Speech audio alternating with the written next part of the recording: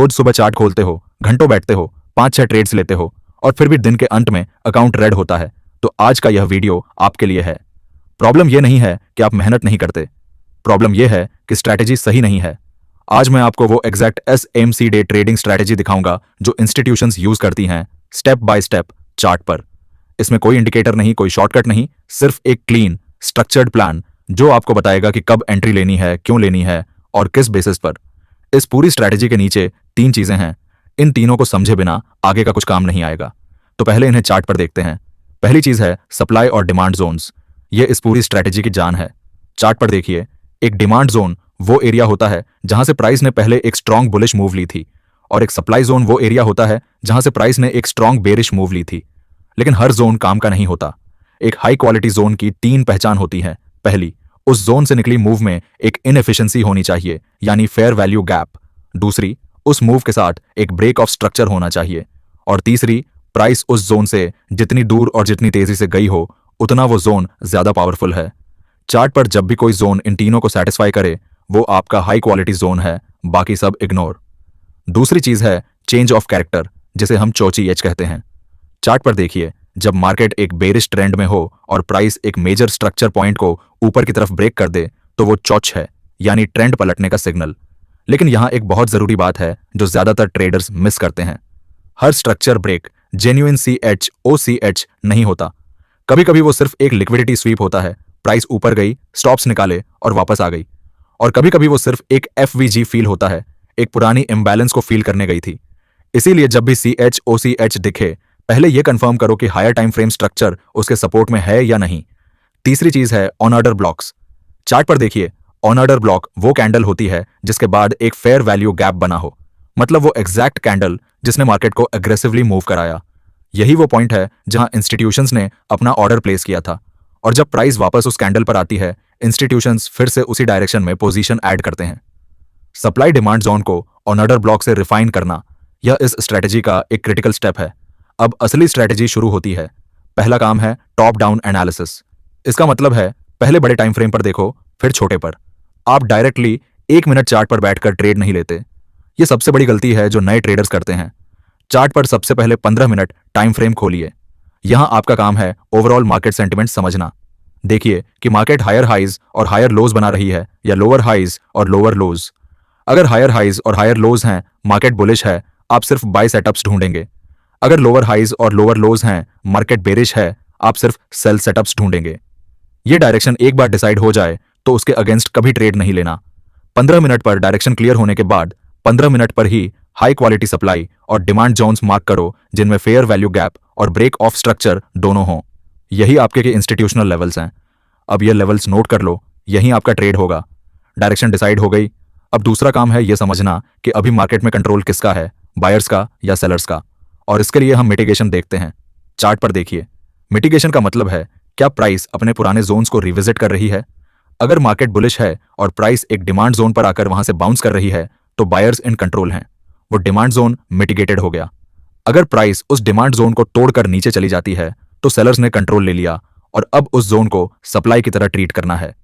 यह mitigation track करना बहुत जरूरी है, क्योंकि इससे आपको पता चलता है कि जो जोन आपने मार्क किया था वो अभी भी वैलिड है या मार्केट ने उसे ऑलरेडी कंज्यूम कर लिया। चार्ट पर जब भी कोई जोन मिटिगेटेड हो जाए उसे अपनी वॉच लिस्ट से हटा दो। ओनली अनमिटिगेटेड फ्रेश जोन्स पर ट्रेड लो। और मिटिगेशन के साथ एक और चीज देखो, फेयर वैल्यू गैप फिल हो रहा है या नहीं। अगर प्राइस किसी पुराने FVG को फिल करने जा रही है और वहां आपका डिमांड या सप्लाई जोन भी है तो वो कॉन्फ्लुएंस आपकी एंट्री को और स्ट्रांग बनाता है। अब सबसे इंपॉर्टेंट पार्ट, एग्जीक्यूशन। आपने 15 मिनट पर डायरेक्शन डिसाइड की जोन्स मार्क किए, मिटिगेशन ट्रैक की। अब ट्रेड कैसे लेते हैं यह चार्ट पर स्टेप बाय स्टेप देखते हैं। मान लीजिए चार्ट पर 15 मिनट टाइम फ्रेम पर मार्केट बेरिश है, लोअर हाइज और लोअर लोज बन रहे हैं। आपने एक high quality supply zone mark की है जिसमें FVG और ब्रेक ऑफ स्ट्रक्चर दोनों हैं। अब प्राइस नीचे है और ऊपर उस सप्लाई जोन की तरफ आ रही है। अब 15 मिनट चार्ट पर आपको एक स्पेसिफिक चीज देखनी है, एक शॉर्ट टर्म ऑर्डर ब्लॉक का ब्रेक। यानी प्राइस जब सप्लाई जोन के पास आए तो पहले एक छोटा बुलिश स्ट्रक्चर बनाए, यह इंड्यूसमेंट है, और फिर उस छोटे स्ट्रक्चर का एक ऑर्डर ब्लॉक ब्रेक हो जाए। यह ब्रेक कंफर्म करता है कि हायर टाइम फ्रेम ट्रेंड यानी बेयरिश ट्रेंड डोमिनेंट है और प्राइस अब सप्लाई जोन से रिजेक्ट होने के लिए रेडी है, जैसे ही यह ऑर्डर ब्लॉक ब्रेक होता है, आप 1 मिनट चार्ट पर आते हो। यहां देखते हो कि ब्रेक के बाद जो कैंडल बनी है उसके बाद एफवीजी है या नहीं। अगर एफवीजी है, वहां आपकी सेल लिमिट ऑर्डर लगती है। अगर प्राइस सीधे चली गई और एफवीजी रिटेस्ट नहीं हुआ, तो पहले बने ऑर्डर ब्लॉक पर लिमिट ऑर्डर लगाओ। टारगेट कहां रखते हो? अगला मेजर डिमांड जोन जो 15 मिनट पर मार्क है, या फिर नीचे की sell side liquidity. Risk to reward minimum 1:3 रखो।